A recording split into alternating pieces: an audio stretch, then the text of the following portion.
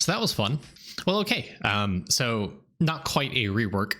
Title's a little bit misleading. The actual optimal farming spots for the Deathbringer got updated in the game. I'll throw on some graphics over here, just showcasing some of the stuff that's been changed. But essentially, what Lava said is that the coin mobs, the coins that mobs drop, have changed as a result.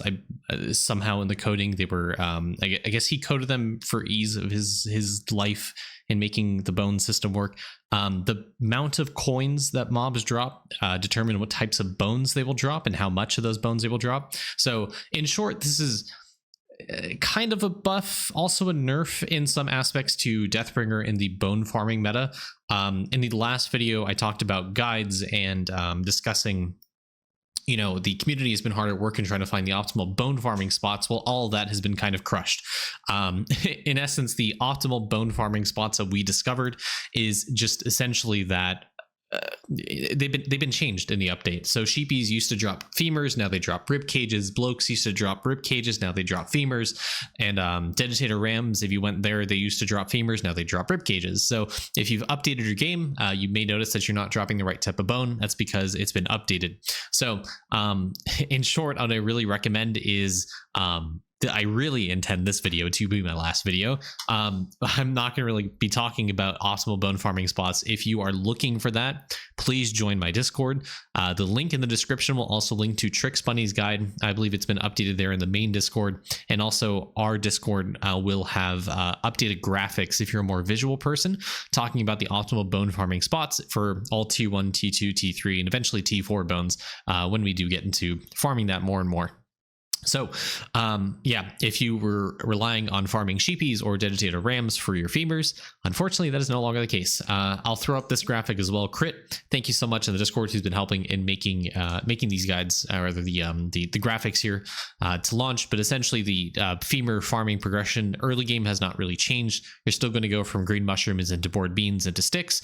However, there's not really much to do until you transition from sticks into blokes. Blokes is a good enough map, but then you move into World 4. Again, it's kind of terrible. It kind of sucks what you should be farming at that stage. I'll talk about this a little bit later, but World 4 is kind of in a bad state when it comes to femurs. You eventually want to get to Sugmas as soon as you possibly can, because that is a really good AFK farming spot. It was even before the update, a really good farming spot. And then World 6, we're not there yet, but we suspect this is probably the best farming positions for femurs. Rib cages, again, not much has changed with the addition of sheepies. Now since they drop rib cages into demon genies, again, that third step from the right, really, really important. And then into purgatory stalkers, lava spitfires, stuff like that.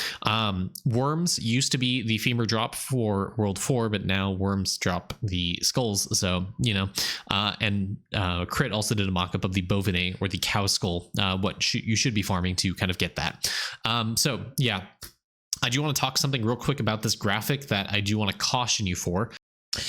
One quick thing. I know I go off on a tangent here about the catching nodes being a problem, but I haven't noticed this actually be a problem on some of the maps. So supposedly the catching node issue has been fixed. I remember it being an issue initially on launch, but apparently it's not an issue anymore. Take that for a grain of salt, but still be a little bit cautious is what I recommend, because I personally haven't done enough testing on some of the catching node maps to see if it's actually an issue. So, still be cautious. It used to be an issue.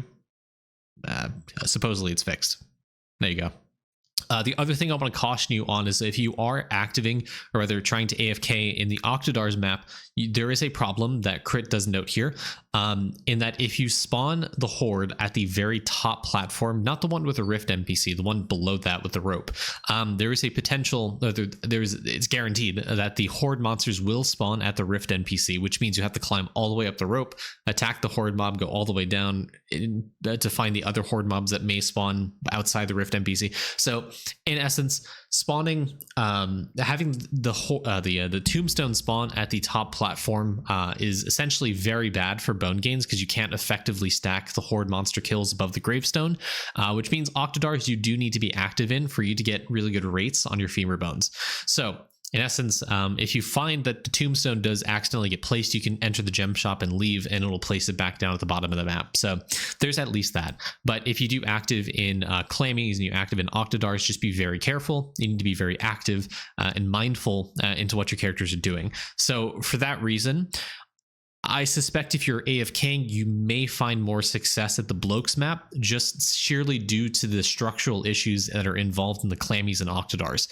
Now, in terms of raw bone gain, if you are active and pay attention to the game and are able to like re-gravestone or be active in like your gravestone placement at least like every 15 minutes, it's more optimal that you're in the octodars map, because you can have really good optimal placement by entering and exiting the gem shop. But if you're not active and you prefer to be AFK, Blokes is your when I mean AFK, I don't mean like you leave, go to player screen and like have your AFK time collect bones, because that does not work right now. Lava apparently intends to do that in a future update. Right now, you need to be active playing on that character with like the auto on, not, and like you can walk away from the greeter. I mean like literally AFK, not actually go back to the character. I hope you guys understand the distinction I'm trying to make here.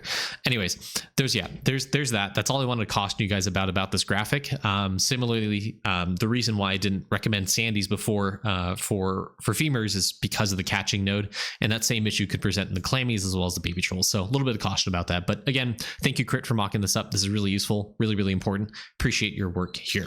But yeah, so as always, I highly recommend you guys join the Discord. Link will be in the description.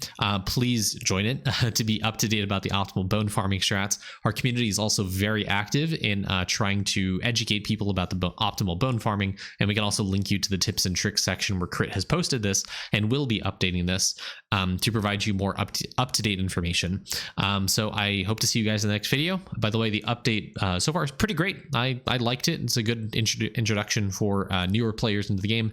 It does cost a little bit of money, not like physical money, but like coins in the game to be able to max out. But again, it's meant for early game players eventually with some mid to end gamer introduction. So W Lava on this one at the very least.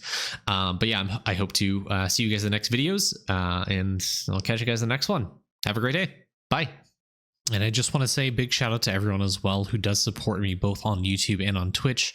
I'll pop your names up on here. Again, thank you to everyone who does support me in this endeavor. It does give me a lot of motivation to continue making content like this, as well as the IE reviews. So if you would like to support me, I'll leave a link in the description to the YouTube channel membership or to my Twitch page in case you do want to show a little bit of love there.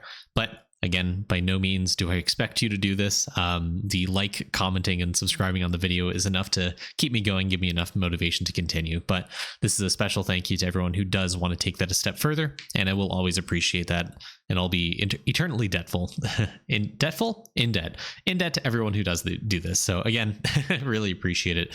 I'll see you guys over in the next video. Now, have a great day. Bye-bye.